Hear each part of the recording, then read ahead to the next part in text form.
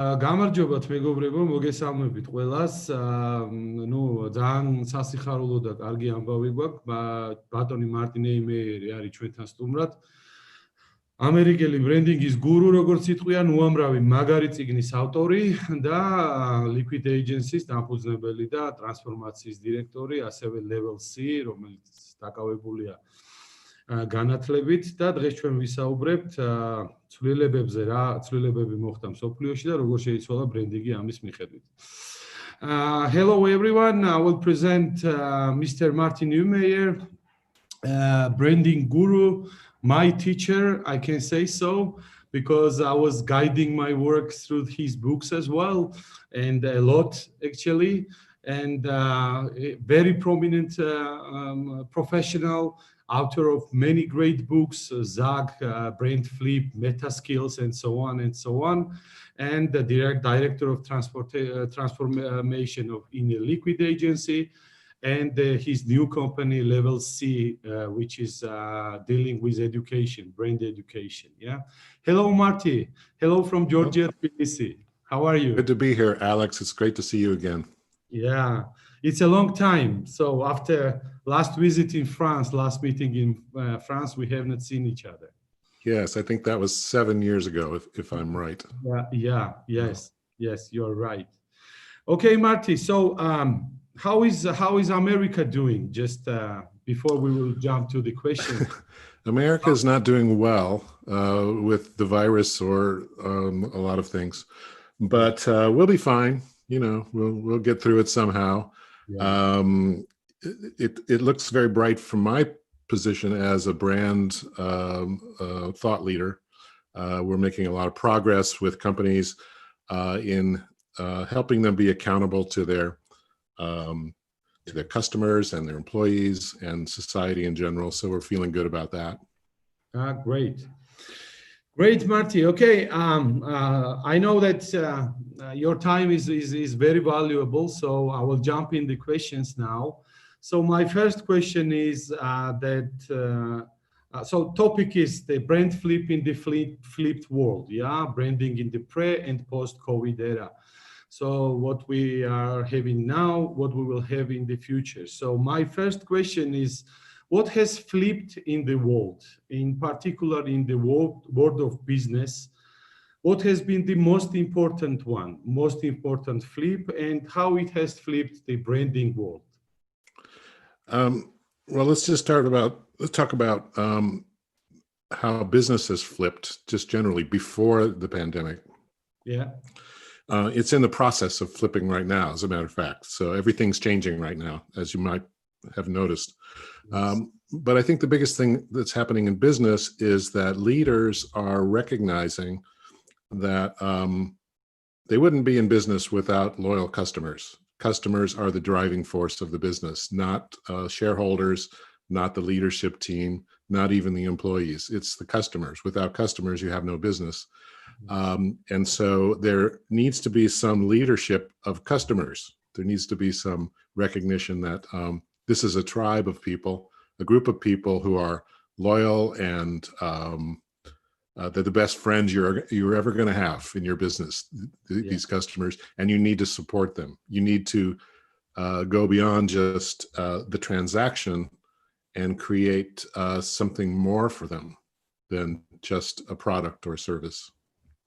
Okay, so and what is the flip in the branding? What brand should do? Well, what brands need to do, well, is in this book here, this is, I think, the one you're talking about, the brand flip. One of my favorites. Oh, good. Thank you. Good. It's for those of you who have read the brand gap, this is the sort of sequel, the update of the brand gap that considers what's changed because of the social media revolution. But it doesn't change what's in the brand gap. It just puts it into more focus for today. Well, let me just read you what's changed here. This is in the book, and I can't remember it all, so I'm going to read it quickly. It's the section that looks like this. Yeah, you are like a poet who we don't remember their poems as well. Yeah, well, maybe some do. I don't remember anything I've written. That's why I have to write it down and put it in a book. Yeah. So 10 things have changed in branding over the last 10 or 20 years. So number one, power has shifted from companies to customers. Number two, people are not focused on products as much as they are on meaning. This is huge. Yes. Three, customers buy products to build their identities themselves. They think, if I buy this product, what does that make me? Yeah. Which is something that people didn't think about so much before.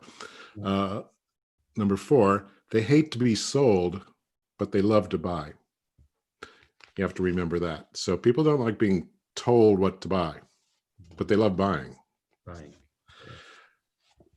They buy in tribes to feel safe and successful.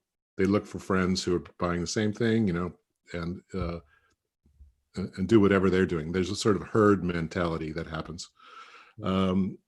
6, the battle is no longer between companies, but tribes. 7, the company with the strongest tribe wins. 8, tribes are connected through technology. Brands need to flow through multiple technologies, and therefore 10, the most successful brands are not static, but fluid. So these are the big changes that are driving everything we have to deal with today. So when you know that, you realize that offering a product at a good price is no longer enough. People are looking at it differently. So they want to feel like they belong to something bigger than the product. And if you can create something like that, a tribal feeling around your company, you'll get very strong loyalty. So there's that. And the other thing is that the world of business is becoming less tangible. We're selling a lot more intangible goods. So over 30 years, the monetary value of intangible assets has gone from 17% to 80% in the marketplace. So that means 80% of the things we sell are intangible. So that includes software and memberships and organizations and services, a lot of things that aren't made in a factory, which means they live in your head, in customers' heads. So that's where the battleground is with between tribes. And so, the tribe is really the entity in a business. It's the group of, it's not just the leaders and the employees, but it's also the customers and to some extent the shareholders who form this tribe. So it really pays to build a tribe of really good people, like people who are respected in the world because they help do all the work for you of building the brand. Actually, a few minutes ago, you said fantastic thing. The tribe is the actually we can if we can define so the new definition that the best friends of the business, particularly. Yeah. Great. Yeah, they're the best friends you're ever going to have. So how do you treat your friends? Yes. You should care about how you're going to make their lives better because you exist in some small way. I mean, it may be not a very important product that you sell or not a very important service, but it has some bearing on their lives. And to the extent that it does, you should use that to improve their lives somehow over the long term, not just for the short term. Yes. So you have to start thinking about who that tribe is, who are those people, what do they need, what do they want from you? And they'll find a way to help you. They'll tell their friends, they'll support you, they'll cut you some slack, as we say in the US. When you're not doing well, or if you make a mistake, they will give you the freedom to correct it. They're not going to just run away and go someplace else because they'll be loyal. So loyal customers are pure gold for companies. So you have to think about how you're going to create that loyalty in some real authentic way, not because of a loyalty program or something, some transactional thing that you cook up. It should be Real They're time. loyal to you because they need you for their lives. Yeah. Great. Your answer leads me to the next question, Marty. Then, what is the definition of brand and branding in the modern world? Okay, so let's start with a brand. A brand, the way I've defined it back, 18 years ago now, I guess, is that it's a customer's gut feeling about a product, service, or a company. So it's a gut feeling that belongs to the customer. So the customer creates the brand in his or her head. It all exists here in people's heads, individual people. So they could actually, each one have a different brand of you. Mm-hmm. That would not be a good situation if everyone had a different brand of you, but you want as many people to have the same brand of you as possible, but they own the brand, they create it in their heads from the materials that you show them, the things that you show them, the behaviors, the products, the messages, all those kinds of things help determine how they perceive you, their perception of you. And that becomes your reputation. So a brand is really a kind of reputation. It's a commercial reputation. And, reputations take time to build, but they're easy to destroy. So you have to protect them. You have to build them strong in a very strong way, and learn how to protect them so you don't abandon your customers and lose all that loyalty that you've built up. Yeah. How about branding, the process?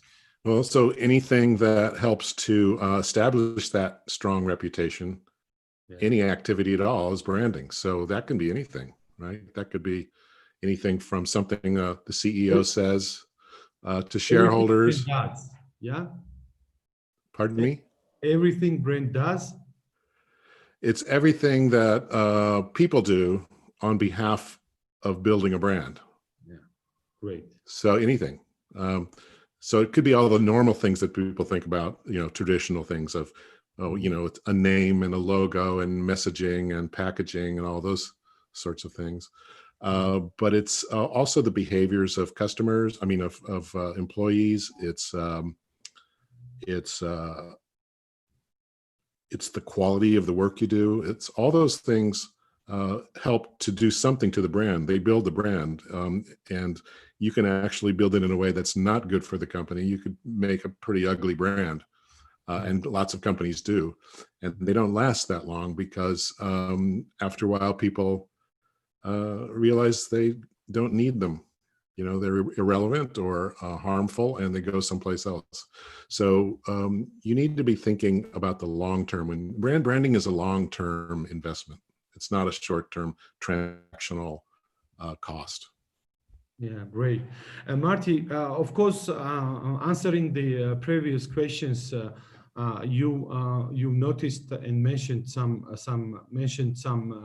issues about that. But just to give us the clear definition, because in Georgia, branding is still very new, and the perception of what is brand and branding is not at the level I wish it should be. Mm-hmm. And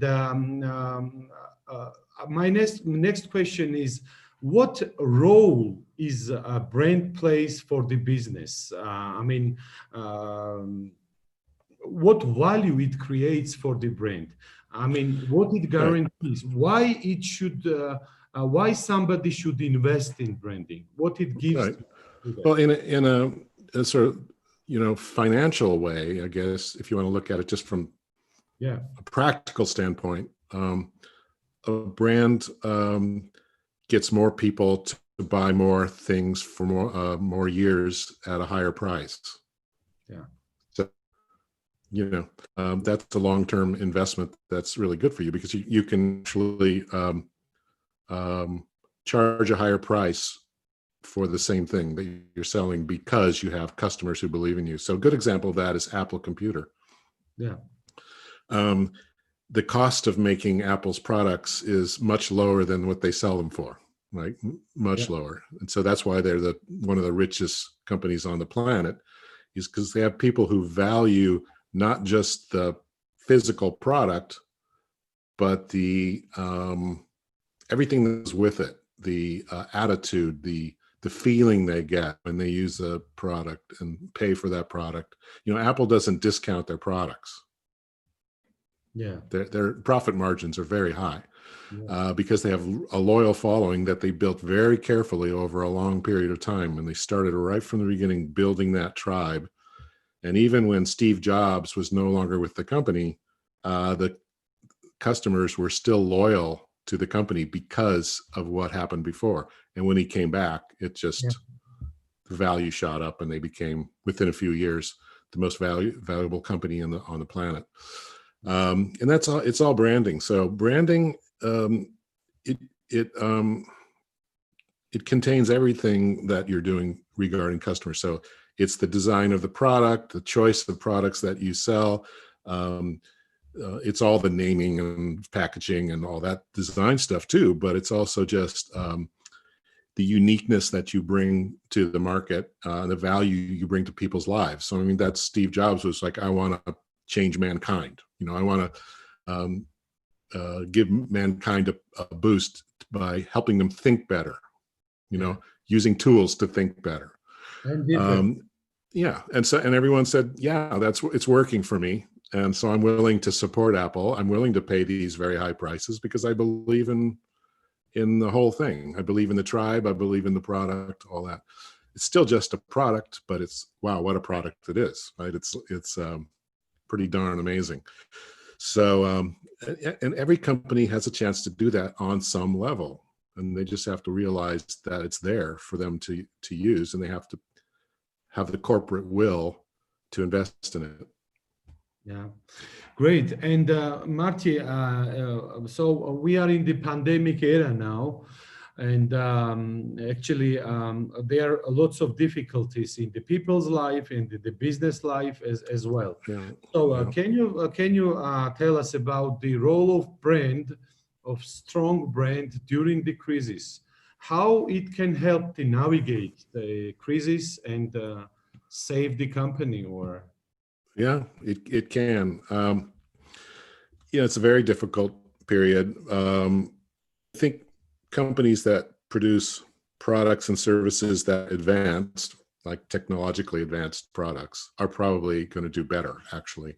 So everybody in Silicon Valley that makes software or hardware for online, let's say, they're going to do really well. Companies that are that do shipping, you know, like UPS, they will do very well because people will be shipping a lot of things and not getting in their cars and going out to pick them up. Retail stores are not going to do very well, and it's going to be very difficult for a lot of them to come back. They were weak, you know, in the last few years, and because of Amazon and other things, but also just this whole shopping thing is just gotten out of control. You know, there's just so many stores and shops selling luxury goods and things that people really don't need when it comes down to it. So I think the pandemic is going to thin out those product lines. I think fashion will probably suffer. I think most non-essential shopping experiences will go away, a lot of them. But then, you know, they'll come back to some extent when it's over, and they'll be different. They'll be really thinking about all the stuff we're talking about. How do you make people's lives better? It's just taking their money and handing them a product.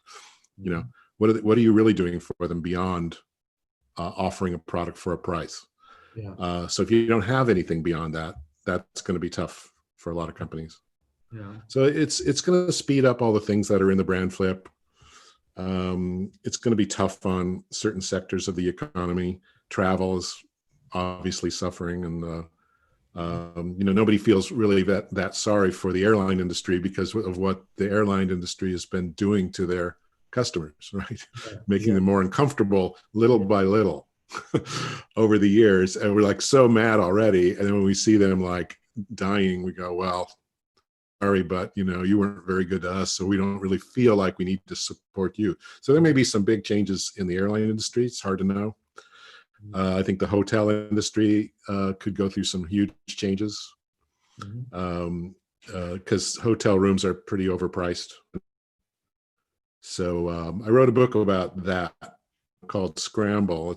I think you read that. It's a business thriller, and it's about the travel industry. When I wrote it, I didn't think that there would be a pandemic, but it just shows you where the opportunities are in the travel business. And the fictitious company in the book is discovering what those are. Yes. And so that'll be interesting. The next book in that series will probably have a pandemic in it, I'm thinking. But yeah, so I think it's just going to speed up all the stuff that we've just been talking about. And companies have strong, loyal customer bases. Well, if they need to, they can transform their business into something else. A restaurant can become a culinary school, for example. If people really love it, they might want to, or a takeout chain, or something like that. Or delivery. Have that already, or it's just an idea? It's just an idea. I just think it's logical that could happen. I think education will change because of this. Schools are being forced to do more classes online. And I think students will get used to it, and software will get better, and teachers will learn how to use it. And I think schools will become sort of online more than they were. So that it'll speed up that revolution too. A lot of things will. I think the oil industry is probably, and maybe that's a good thing. We definitely need to move beyond an oil-based world because the customers are all going to die if we don't. There won't be any customers left. So a lot of things. I made a whole list of businesses that are probably better after the pandemic. Some need transformation, and others that are on life support and probably won't make it. Okay. So are you saying that the role of the brand in the crisis, and the strong brand, is that in case they are selling some, at the moment, not necessary things, not the first need things, they can, due to their tribe and loyalty to them, they can transfer their business to something else, and still remain the brand. They could pivot in the parlor of the day in Silicon Valley. They can shift to something where they capitalize on the core offering that they have, whatever it is. So an example is we're running a little competition now for free for our students called the Meta Skills Challenge, where we're asking people to business post-pandemic. So all these things you can check it out if you go to level.org. You can see the first 2 exercises by 25 teams, international teams. And one of them is taking Hilton Hotels, which is a huge hotel chain, and showing how they can shift that whole business by creating a new sub-brand called Hilton at Home. And Hilton at Home is bringing all the services of a hotel to like Airbnb owners, or to your own house or to your business. So cleaners, all the stuff that hotels do, you can buy that as a service, which is fascinating. It really is. You should look at that one. They're all online. All the ones, there's, I think, something like 25 case studies. And I thought that was interesting, but there's many in there that will help you understand what's possible. My colleague Shota is part of it, as I know. He is. He's on a good team. Okay. And mentioning that, what is the mindset for the new era in the pandemic period and after, the brand owners should be taking in account? I mean, for example, you have a beautiful book, the Meta Skills, which is feeling, seeing, dreaming, making, learning. And you are saying that it's essential skills to navigate through the changed world, permanently changing world. So what is that mindset now brand owners should bring to the company? What they should do? Are the meta skills, for example, are necessary part of the brand culture, for example? Yeah. So if they can apply the five meta skills that I outline in the book. So the first one is feeling. So that means using empathy. Think about your customers first. What are they going through? What do they need? How can you help them in their lives? So feeling. Seeing is thinking of your business as a system for the long term.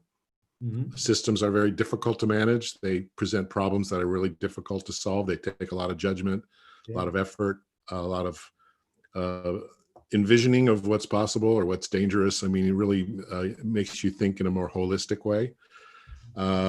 Dreaming means that's about using imagination to, applying imagination to real problems instead of just accepting the way things have always been done. Imagine a new way to do them. Making is about using design.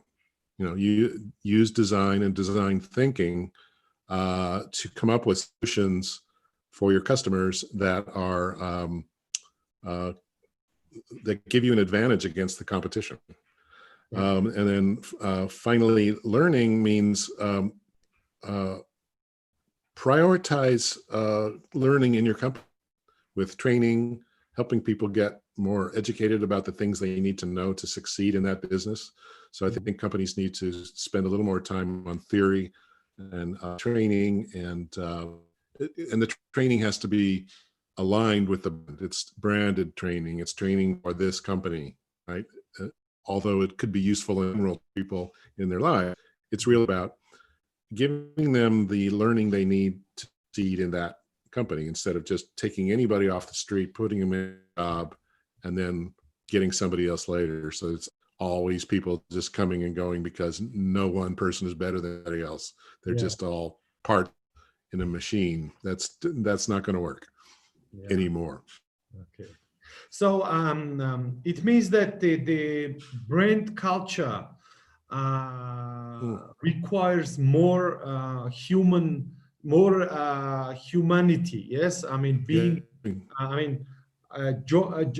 it needs something to make people united against some great big idea. Yeah, I mean that to implement those skills to execute that. And my next question is about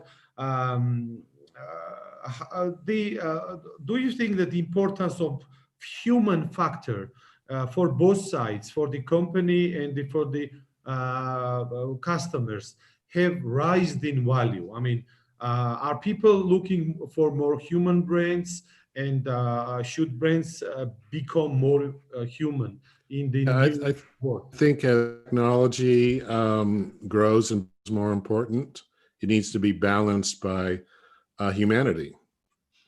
Yeah.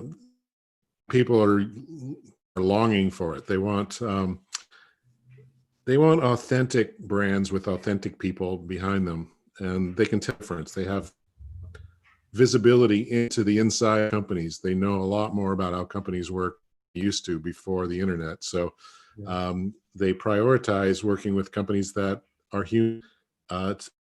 They make mistakes as long as they apologize, fix it, and move forward with a better solution. People love that, actually. So that's that's something that I think needs to or deserves to be explored a little more, is how companies in the past would cover all the mistakes they made.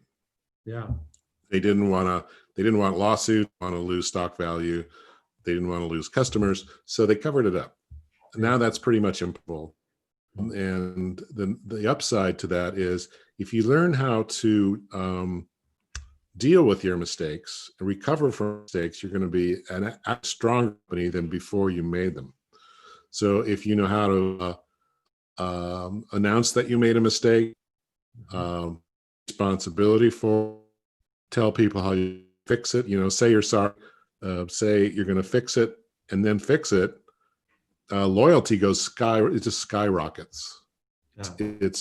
It's amazing. So we have lots of examples of those in the US, but not we have plenty we can point to, but it's not norm, which is why it's so powerful. I think it's companies that say, oh, we really screwed up, and this is how we're going to fix it.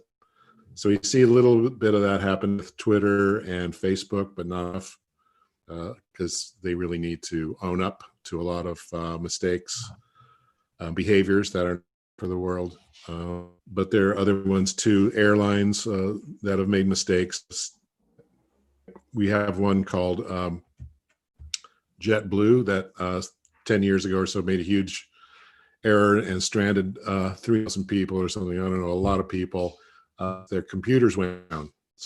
Everyone can understand that it happens. There was a huge storm. Their computers went down, and everything got messed up. They could have said, "Well, you know, that's the storm. It's God did that. We didn't do that. We're just doing our best." But they said, "No, that's never going to happen again. We're going to fix this great learning experience for us, and we're going to create a bill of rights to show them exactly what happens if this happens again, what they're going to get, how we're going to take." And that was the brand, the value of the brand just took off after that. So it's almost like almost wish for these problems to happen so that you can correct, become a stronger, more valuable brand. But you have to know how to do it. You have to be willing to do it. Yeah. Marty, do you think that with development, I mean, with, I don't know, the crazy rapid speed development of technology made marketing and branding people a bit relaxed, relying on technologies and losing this human contact with the customers? So, yeah, I mean, you know, people are always looking for the easy way to do something. And if they think technology is going to make it easier, they will buy it and use it, even if it doesn't work very well or it takes the human out of it. I don't see that stopping, but good brands resist that and understand that technology is in the area of tools. It's not strategy, you know, size isn't a strategy. So, you know, the music isn't in the piano. Yeah. So you have to play it, right? You have to create it, play it, and someone has to listen. So that's what I think smart companies really well. They understand that tools can help, but it's the heart of it is what matters, you know, not the tools. Yeah. Great. Marty, you defined the brand as a gut feeling in your book, Brand Flip, which I really love. And a few minutes ago, you also said as a definition, it's a gut feeling. And now I would like to give you a question from the view of more consultants. Yeah. So after you defined the brand as a gut feeling, and everything you wrote in the Brand Flip, it actually, for me, it took put the upside down all the processes where I mean in practice before. Yeah. So has it changed this new definition? I mean, the definition of the brand as a gut feeling and the Brand Flip. I mean, has it changed your consulting practice as well? And how it changed, if it is, and how what aspects you are working or more precisely with your clients after this Brand Flip? Well, I think that most of the things I wrote in my first book, The Brand, turned out to be more true than I even thought it would be. Yes. You know, at the time it seemed a bit theoretical to me, the things I was writing, but I was pretty sure this was what had to happen in the future. And it did start to happen. And then I realized, well, I estimated the power of what I put in the brand. And now we really need to like start responsibility for brands, so powerful. And so to the business, for the business. So things that I've learned are that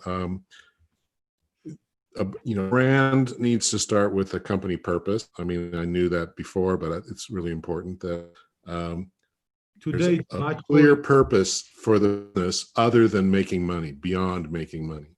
It has to be real too. It can't be purpose theater. You see that a lot Yeah. Everyone's talking about purpose, and so they make up a purpose that they don't really act on. They don't really align their behaviors with it. That's what I would call purpose error. Yeah.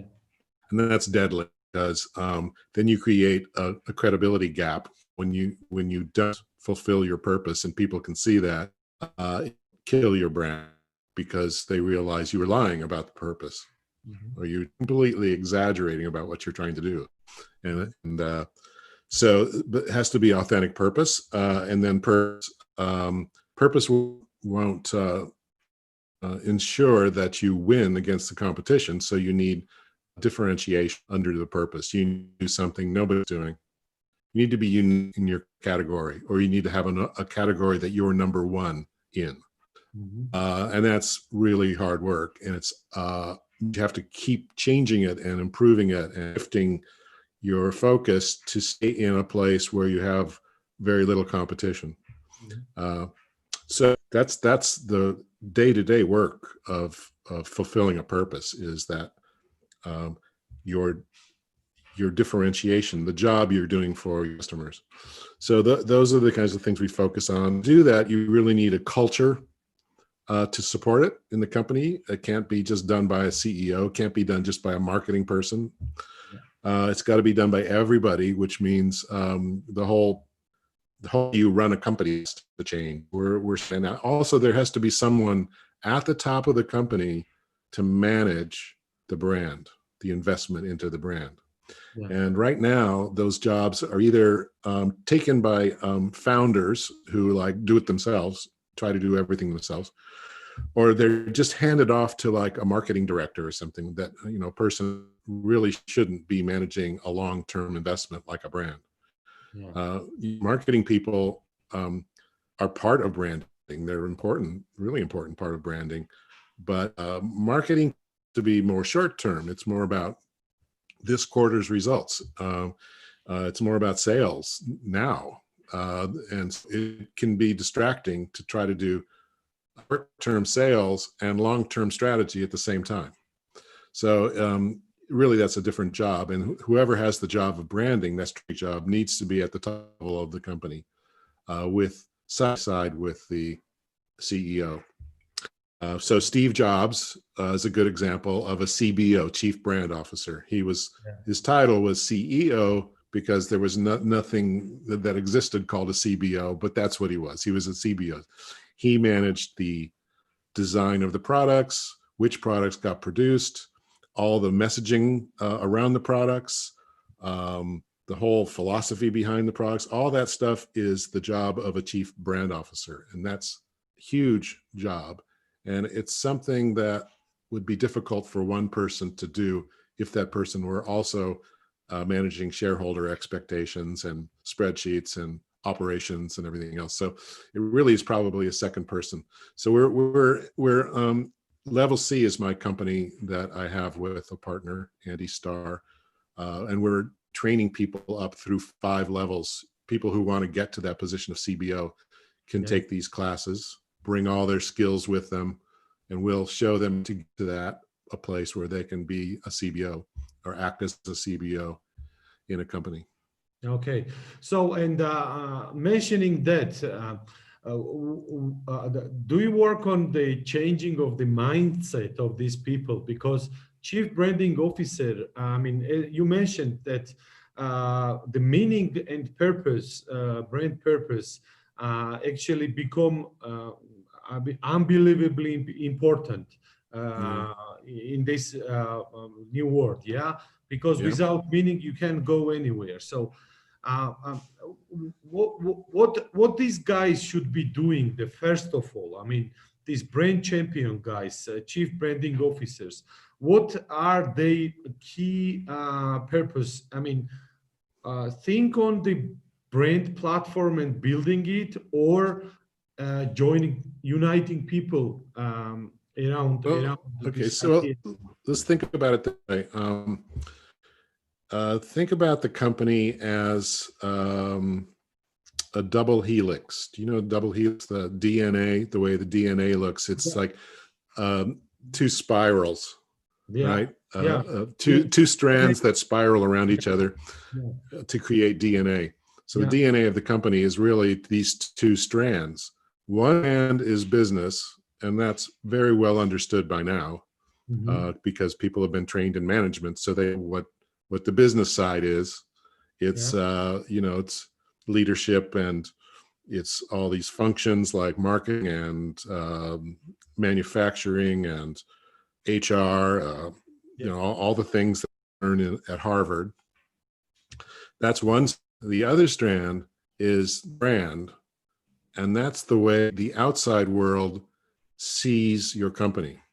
And since customers are important to companies, how they see the company is everything. That's how they decide we're going to join that tribe or not. So those two strands have to be woven together and linked up the ladder all the way up and down.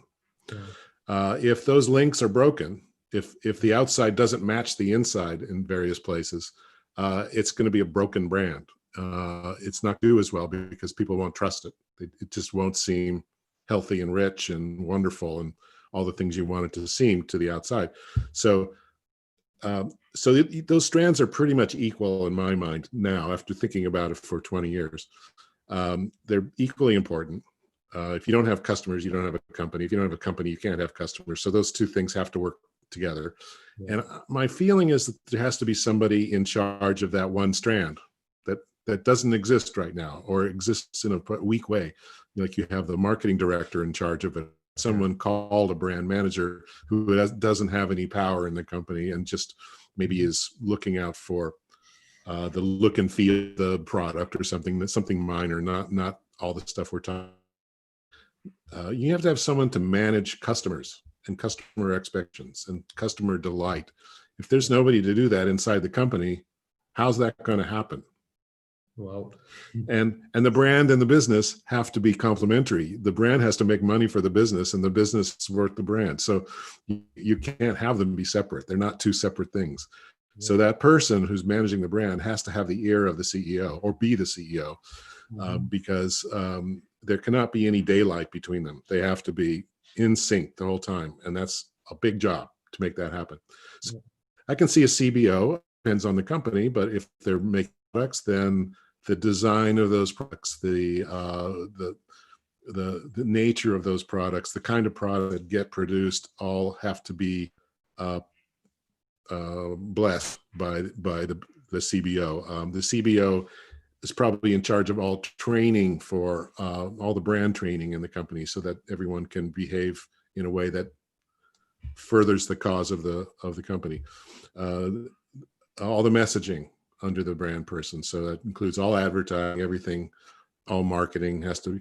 So it's a very executive job, and so that person will probably be meeting with all different parts of the company monthly, I would think, if not weekly, to make sure that everyone's executing the brand as it needs to be executed. Because branding is all about delivering a simple idea to the world, a very simple, strong, powerful idea. And the most difficult thing a leader has to do is to get a complex company to execute a simple idea. It's just almost impossible. So you need someone taking that responsibility. Okay. I mean, great answer. Marty, I have a dilemma as a brand consultant, and actually, I don't think that I will find someone better than you to ask this. You mentioned that maybe the companies who produce and sell the goods or services which are not necessary for the moment can turn their companies and become something else. Yeah. So I was thinking about that the other day, and I have a question. Do you think these companies can become something else without changing their brand platform and meaning and purpose, or they should change it as well? Or yes and no? If their purpose is very strong, yes, that won't change. The purpose should actually never change. If you change your purpose, you're a different company. Yeah. Purpose is what drives the system. Yeah, that's why I have this dilemma. Yeah. I mean, you might, maybe you might be able to could change the purpose of a company, but you'd have to get everyone to understand that and go along with it. All the customers would have to say, oh yeah, that makes sense. Otherwise, why do that? Just come up with another name and a whole nother, you have this, but you really need to change the name. Everything you do has to change. So, but if a company has a very strong purpose, they can use that purpose in different ways. So what they'll change is probably what I call their onlyness. We're the only company that does something. That onlyness can be very powerful. That's the differentiation I was talking about. So they might change that. So the example of Hilton, instead of being mostly a hotel brand, is a hotel services brand that can help everyone be a hotel or have their own hotels or service other little smaller hotels. That would be still within their purpose of creating the world's best hospitality. If that's their purpose. Yeah. So I was right thinking that if you have strong organic, embedded in your brand purpose, you can find the different ways to execute that. You justify that for me, yeah? Okay, yeah. That's right. Yeah. So an example of something that should have happened and didn't, we have a company in the US called Sears, SEARS. It's one of the earliest department stores selling all kinds of useful items, everything, right? Big stores back 100 years ago. They started out as a direct mail, a catalog company. So you get a catalog in the mail and you pick out things and you'd order them by mail. You send in some money and they'd send you the thing, right? Yeah. They deliver it. Yes. What does that sound like today? Sounds like Amazon, doesn't it? Yeah. Except you don't have to write a letter. Yeah. Or send out. So they're really successful doing that. It helped to build the country, the US, because people were in farms and stuff. They couldn't get to a store and they could just order from a catalog. And those catalogs became the toilet paper of the rural, rural area. People used pages of the catalog as toilet paper. But that's, they were just everywhere. And then they kind of abandoned that and they started building stores, big stores that cost a lot to maintain. And they did pretty well because their brand was so strong. They were number one in selling all this stuff, but they abandoned the thing that made them really powerful. And then along comes the computer, which lets people buy things also by mail in a sense, but through the computer. And they don't do anything. Like they had the perfect chance to be Amazon, but they didn't make one move. So they couldn't see the opportunity or the threat, and now they're out of business. They're pretty much out of business. They've been slowly out of business. Such a huge brand that it's taking a long time to go out of business, but it's doomed. It's not, and Amazon now is taking over their business in a very big way. So that's the problem with companies is they do one thing for so long that they can't change. They don't, Kodak was another thing. They'd been making film for so long that even though they knew that film was doomed, they couldn't make the shift because they didn't have the tribe, the internal tribe, the customer culture wasn't ready for it, right? And the leaders couldn't make it happen. Marty, do you think that this crisis will push these guys, somehow will help? Maybe more companies will change. What do you think? I think they will because they have to. They'll be in trouble and they'll probably get new leadership on the basis of here's someone with an idea that can maybe save us. I think companies that are old and feeble and maybe shouldn't have existed even this long will probably go out of business. Other ones will just transform themselves. Others will come back as if nothing happened because they're really loyal. They have loyal customers. So it's a lot of different things will happen. It'll be really interesting and probably mostly good. It'll probably force a lot of change, but there'll be some very sad things to happen also that. Okay, great. Marty, one of the last questions. As I watch your participation in different shows and speaking and so on, and in your books as well, you love your background of being designer, yeah. Yeah, I And do. yeah, you always mention that, and you are proud that most of your books are designed by you as well. So I just want to ask you not only the brand visualization, but the about the idea you have in Designful Company in your another great book. Yeah. So briefly, what is the meaning of design for the brand, and what is the Designful Company? Right. So I mean, I love being I was a graphic designer. So that's a Yeah. specific kind of designer. I didn't design products or Yeah. supply chains or something. Yeah. I designed advertising and logos and annual reports and Yeah. books and things like that. So that's the specific kind of design. But it prepared me to be an author because it taught me how to write. I learned how to write as part of this. It taught me how to design book. Design taught you how to write. Yes. Well, it did, because I think everything should be designed. In other words, there should be care that goes into it. It should have structure. It should be well made. Yeah. So you can't be a designer without using words. Yes. And I was the kind of person that wanted control over my work because I wanted to do really great work. And I needed control over the words if I was going to be a great designer, or hope to be a great designer. So I learned how to write. So those two skills together prepare me to write books. But really, the content is the important thing. And the content for me is the brand strategy. Is the subject that I got interested in because there was a gap between what companies were trying to do and what customers thought they were trying to do. Yeah. And it was hurting the companies and it was hurting the customers. So identifying the gap and saying that what fills this gap is a healthy brand. It brings these two entities together, so they dance together on the same dance floor.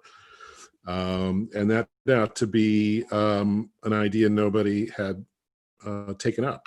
So that's why the Brand Gap became a bestseller, and I think 25 million people have read it now. Yeah, I'm sure, because there was nothing else. There was nothing else there in that space.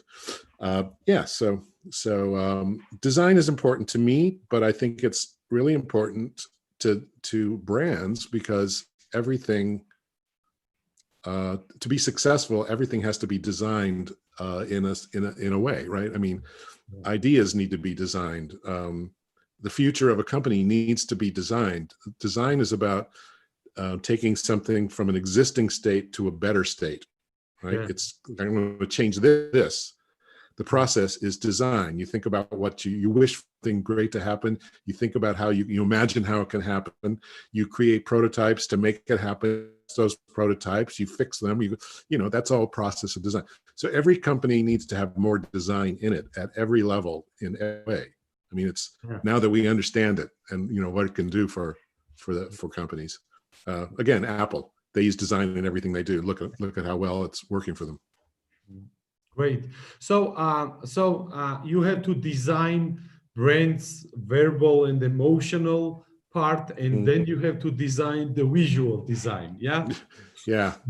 Visual thing is powerful. I mean, people, the way things look can symbolize what you're trying to do with the products, but it has to be real. It can't be just a surface.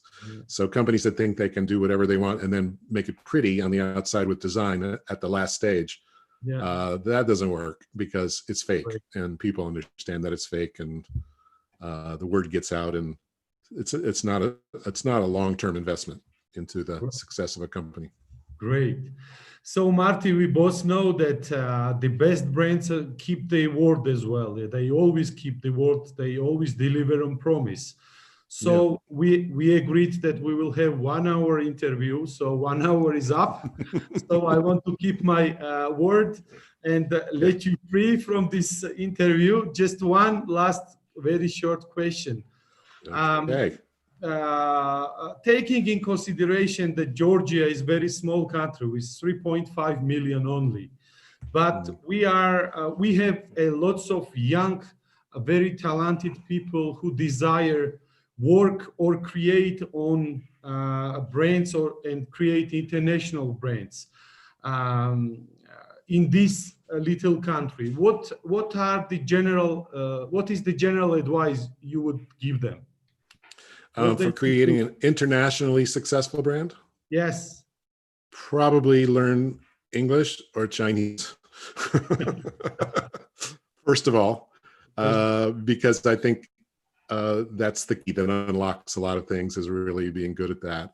And I say that because I'm privileged that I was an English speaker. And it turned out to be the language that people are using in business, most of it. So I'm lucky, but I would say that's going to be important. That will give you access to a lot of markets and a lot of people that you meet to help you. You need to learn about branding. I believe that. I'm teaching a course in it. You have to know a lot about how business works, human being, a show, right? It's not about you. It's about everybody, and it's not about making money only. The money just comes from doing the right thing. The money is the result, and you need it to keep going. Yeah. But if that's the number one goal you have, is to make money, you're never going to survive for very long. You're going to fail a lot, and you're going to give up because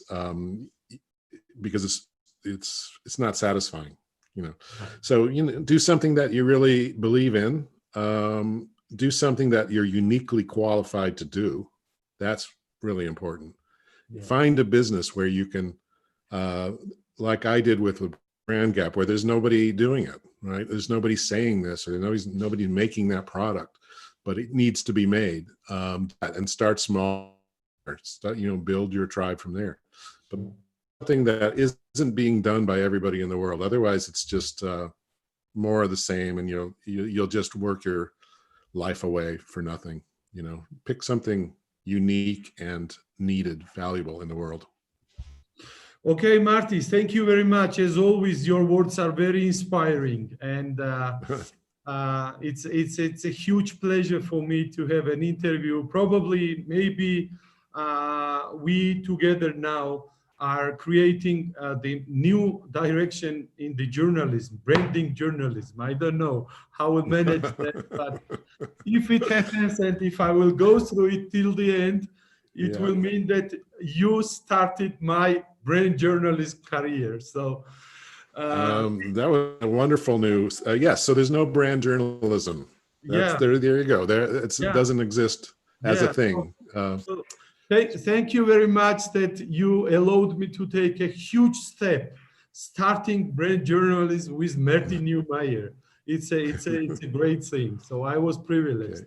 Thank you very much on my behalf and on behalf of Georgians who are interested in branding, and I'm sure they will enjoy this interview.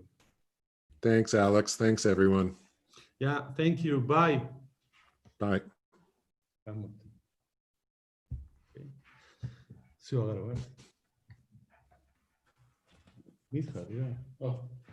Marty, thank you very much, really, with all my heart. I'm delighted, and thank you very much for time. And thank you. I look forward to see you. I hope this pandemic. In October. Yeah, in October. In London, yeah.